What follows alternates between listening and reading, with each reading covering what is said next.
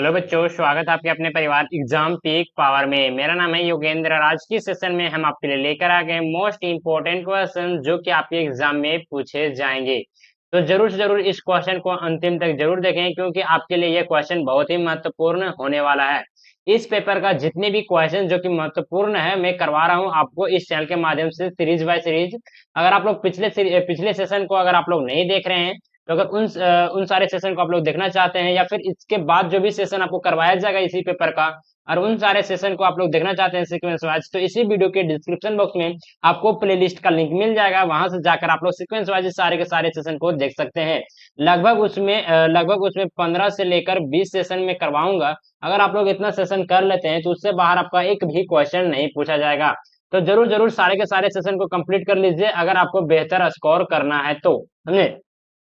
और अभी तक आप लोग इस सेशन को लाइक नहीं किए हैं तो पहले तो सेशन को लाइक कीजिए, अपने दोस्तों के साथ जरूर से जरूर शेयर कीजिए, समझे ना। चैनल को अभी तक आप लोग सब्सक्राइब नहीं किए हैं तो चैनल को सब्सक्राइब करके बेल आइकन को ऑल पर प्रेस कर दीजिए, ताकि आने वाली जितनी भी सारी वीडियो सबसे पहले आप तक पहुंचे। और मैं बता दूं कि आपको सेमेस्टर 1 से लेकर सेमेस्टर 8 तक यहाँ पे कंप्लीट तैयारी करवाया जाएगा सभी पेपर का।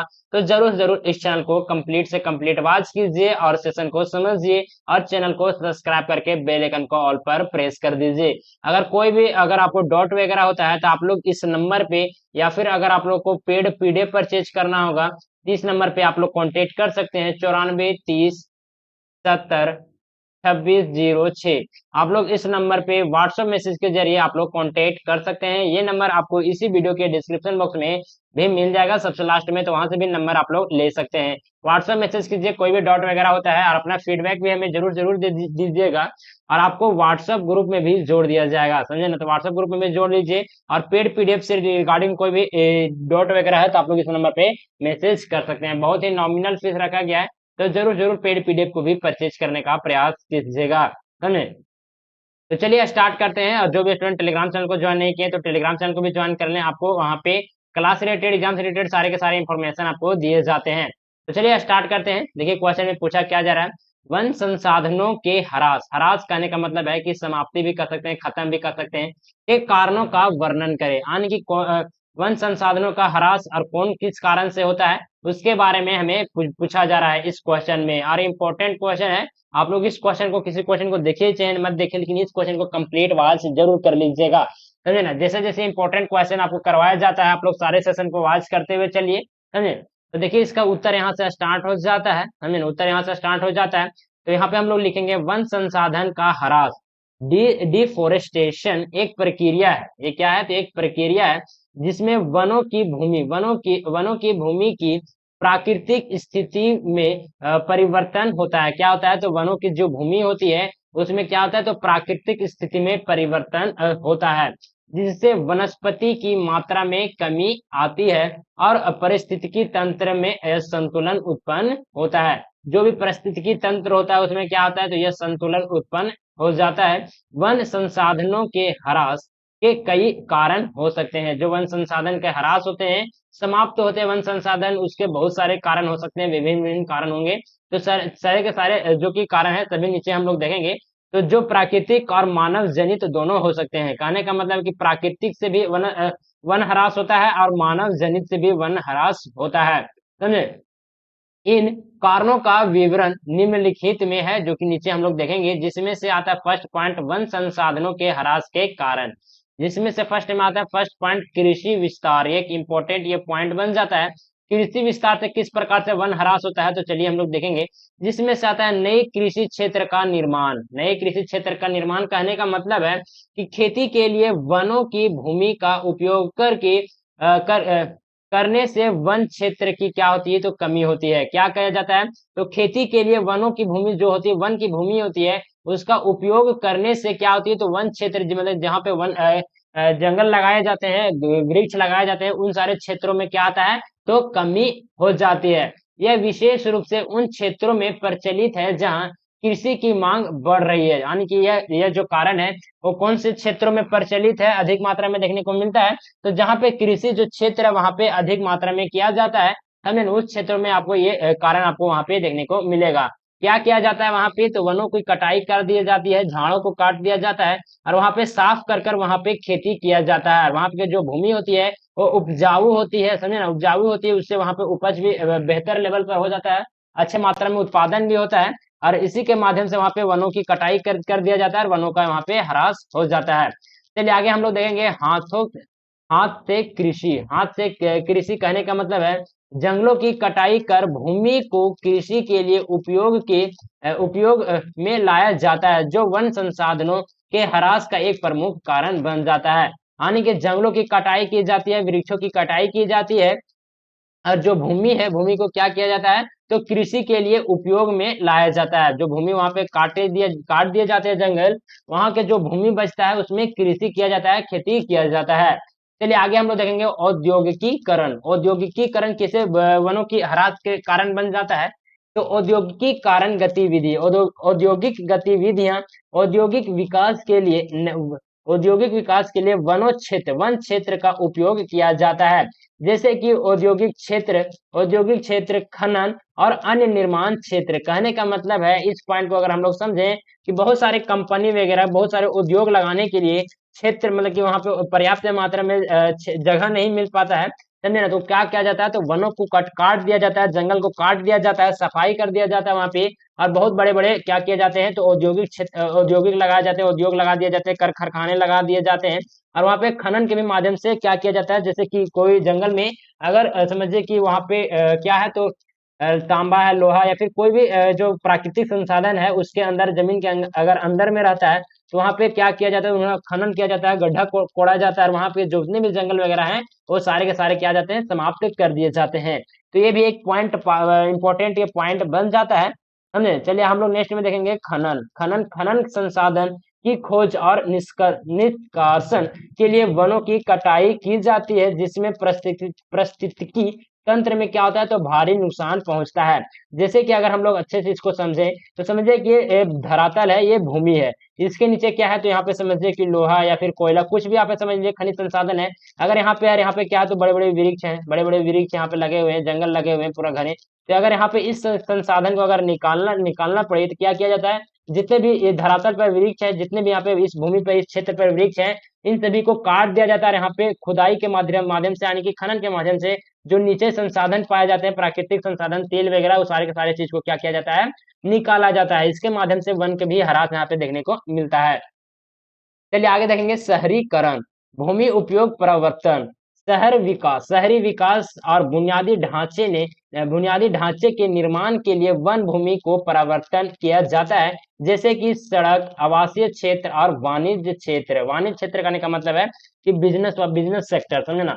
तो जैसे में आपको कह सकते हैं, जो शहर का, अगर किसी भी शहर का अगर विकास करवाना है, तो वहां पे सड़क बनाए जाते हैं, बहुत सारे आवास भी बनाए जाते हैं, समझे ना, सरकारी आवास हो या फिर जो इलीगल तरीका से भी कोई भी क्षेत्र को वहां पे कब्जा कर लिया जाता है, जंगल को, तो ये सारे के सारे जब शहर को विकास होता है, तो इन सारे चीज भी जो कि वन को क्या करते हैं, तो ह्रास करने में एक प्रमुख कारण ये बन जाता है, समझे। जैसे कि अगर यहाँ पे समझिए कि ये सड़क है, इधर मतलब पतला सड़क है, छोटा मोटा पतला सड़क है, समझे ना। अगर इसके बगल बगल में क्या होता है, देखिएगा बहुत सारे वृक्ष वगैरह लगे हुए थे, लेकिन अगर जब यहाँ पे शहर, जहाँ पे कोई शहर से अगर जोड़ता है ये सड़क, तो यहाँ पे समझिए कि सड़क को क्या किया जाता है, चौड़ा कर दिया जाता है। अब जब चौड़ा करता है ना, तो चौड़ा चौड़ा करने के कारण से क्या होता है, तो जो यहाँ पे जो वृक्ष वगैरह लगे हुए होते हैं, ये सारे के सारे कटाई कर दिया जाता है, काट दिया जाता है। इसके कारण से वन को जो कि ह्रास यहाँ पे एक प्रमुख कारण बन जाता है। अब चलिए आगे देखेंगे आवासीय विस्तार।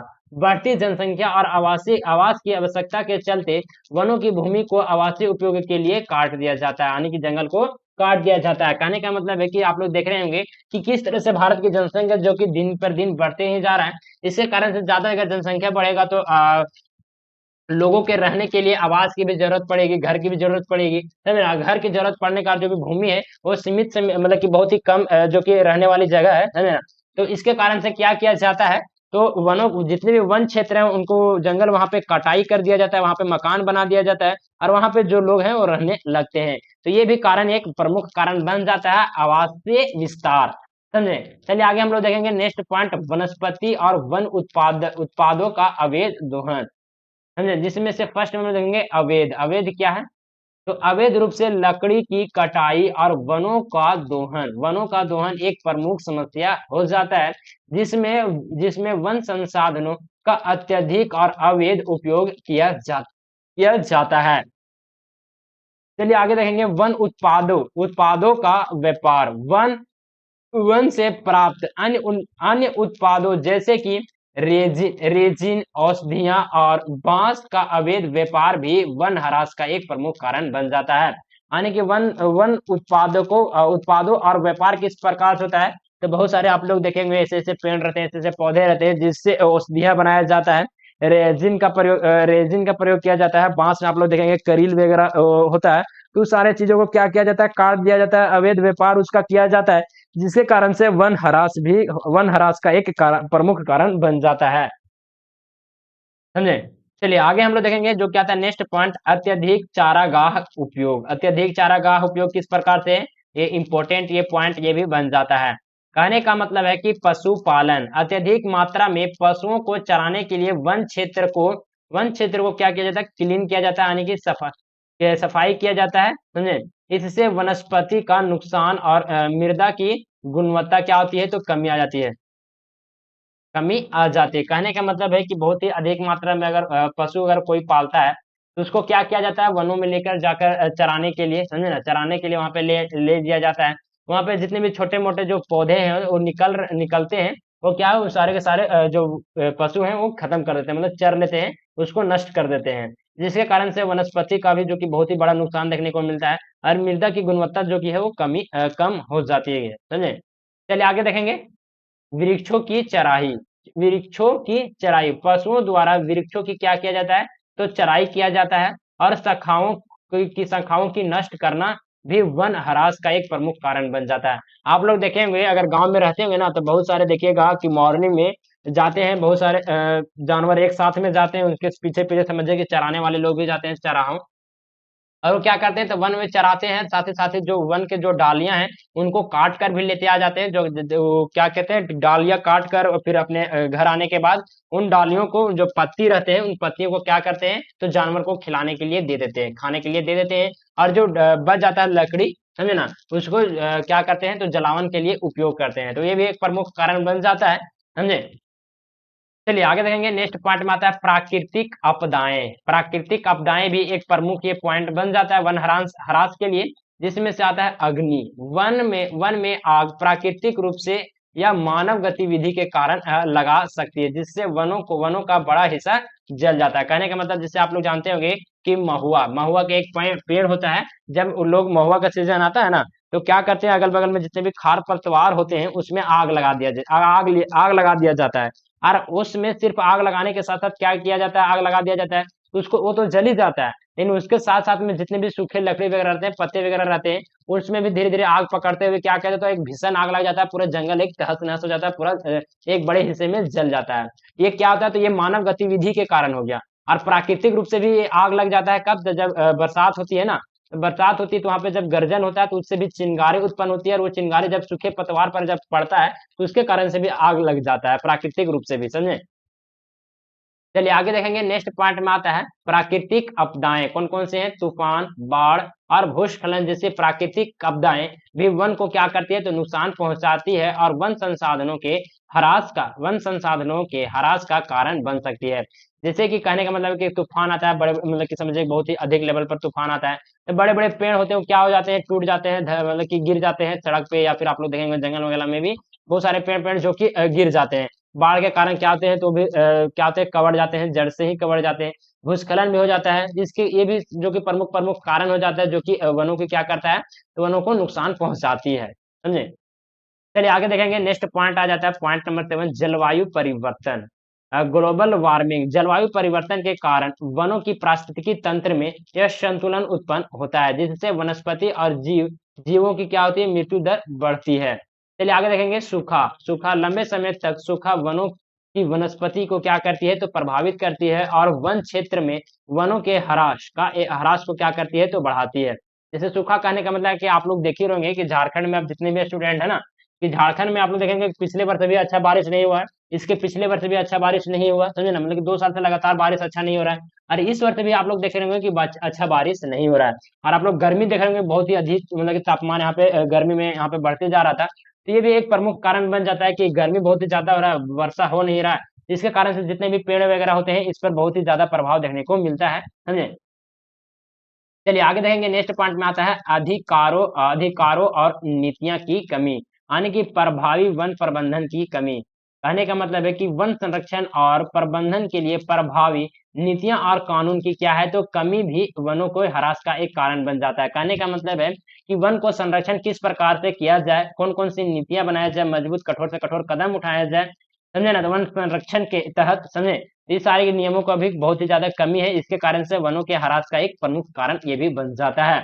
चलिए आगे देखेंगे, यह नियंत्रित विकास, विकास परियोजनाओं के लिए उचित नियम, उचित नियमन और पर्यावरणीय मूल्यांकन की कमी के कारण वनों का अंधाधुंध उपयोग होता है, ये भी एक कारण बन जाता है। अब चलिए निष्कर्ष में हम लोग देखेंगे, जो कि निष्कर्ष एक इम्पोर्टेंट ये पॉइंट बन जाता है आपके एग्जाम के परस्पेक्टिव से, समझे। तो चलिए हम लोग निष्कर्ष में क्या लिखेंगे, तो वन संसाधन का ह्रास एक गंभीर पर्यावरणीय समस्या है जो पारिस्थितिकी तंत्र और जैव विविधता और मानव समाज को प्रभावित करती है। इसमें इसके प्रमुख कारण में कृषि विस्तार, औद्योगिकीकरण और शहरीकरण, और नेक्स्ट में आता है अवैध दोहन, अत्यधिक चारागाह उपयोग, प्राकृतिक आपदाएं और जलवायु परिवर्तन और नीतियों की कमी शामिल है। इन कारण को नियंत्रित करने के लिए वन संसाधनों के संरक्षण के लिए प्रभावी नीतियां और उपाय अपनाना एक आवश्यक हो जाता है। तो चलिए सेशन को यहीं पे इंडप करेंगे, और सेशन को इंडप करने से पहले बता दो, देखिए बहुत सारे यहाँ पे जो कि एक ये भी क्वेश्चन इंपॉर्टेंट है, समझे ना, ये भी क्वेश्चन इंपॉर्टेंट है। इसी तरह के बहुत सारे इस पीडीएफ में इंपॉर्टेंट क्वेश्चन का कंपाइल किया गया है, प्रीवियस ईयर भी क्वेश्चन को देखा गया है, साथ ही बहुत ही सारे मेहनत लगता है इस तरह का कंटेंट टाइपिंग करने में, समझे ना। तो इस सारे के सारे कंटेंट आपको इसी चैनल पर मिलेंगे, तो चैनल को जरूर जरूर सब्सक्राइब कर लीजिए। और जो भी इस पेपर का अगर क्लास आगे भी होगा, जैसे कि आप लोग नीचे देख रहे होंगे क्वेश्चन, वो सारे के सारे क्वेश्चन आपको करवाए जाएंगे, समझे ना। और उन सारे क्वेश्चन को आप लोग अगर डिटेल्स में पढ़ना चाहते हैं, तो इसी वीडियो के डिस्क्रिप्शन बॉक्स में आपको प्लेलिस्ट का लिंक मिल जाएगा, वहां से जाकर आप लोग सीक्वेंस वाइज सारे के सारे सेशन को आप लोग देख सकते हैं। और अभी तक आप लोग पहले तो सेशन को लाइक कीजिए, समझे ना, सेशन को लाइक कीजिए, अपने दोस्तों के साथ जरूर से जरूर शेयर कीजिए, समझे। और चैनल को अगर आप लोग अभी तक सब्सक्राइब नहीं किए, तो चैनल को सब्सक्राइब करके बेल आइकन को ऑल पर प्रेस कर दीजिए, क्योंकि ऐसे ही इंपॉर्टेंट क्वेश्चन का वीडियो आपको सबसे पहले मिलते रहे। और मैं बता दूं, आपको सेमेस्टर 1 से लेकर सेमेस्टर 8 तक यहाँ पे कंप्लीट तैयारी करवाया जाएगा, समझे। और जो भी स्टूडेंट को अगर आप लोग को पेड पीडीएफ अगर जरूरत होगा, तो आप लोग इस नंबर पे कांटेक्ट कर सकते हैं, जो कि नंबर है 9430702606। आप लोग इस नंबर पे व्हाट्सएप मैसेज के जरिए हमसे ज्वाइन हो सकते हैं, जुड़ सकते हैं। और इसी व्हाट्सएप अगर मैसेज कीजिएगा इस नंबर पे, तो आपको व्हाट्सएप ग्रुप में भी ज्वाइन करने का जो लिंक है वो आपको फॉरवर्ड कर दिया जाएगा, ताकि व्हाट्सएप ग्रुप के माध्यम से आप लोग के साथ हम कनेक्ट हो सकें। कोई भी दिक्कत वगैरह होता है तो आप लोग का डाउट को हम सॉल्व करने का प्रयास करेंगे। तो जरूर जरूर इस नंबर पे मैसेज कीजिए, कोई भी क्वेश्चन में या फिर कोई भी क्लास में अगर आपको डाउट होता है, तो आप लोग इस नंबर पे मैसेज कर सकते हैं, हम आपको रिप्लाई देने का पूर्णतः प्रयास करेंगे। जैसे ही समय मिलता है वैसे ही हम आप लोग को रिप्लाई देंगे, तो तुम टेंशन फ्री हो जाइए, समझे ना। थोड़ा सा लेट हो सकता है रिप्लाई देने में, लेकिन रिप्लाई आप लोग को दिया जाएगा ही जाएगा। तो सेशन को जरूर जरूर लाइक कीजिए, समझे, सेशन को शेयर कीजिए और सब्सक्राइब जरूर जरूर कर लीजिएगा। चलिए मिलते हैं आप लोग से एक नए सेशन में, तब तक के लिए जय हिंद, वंदे मातरम।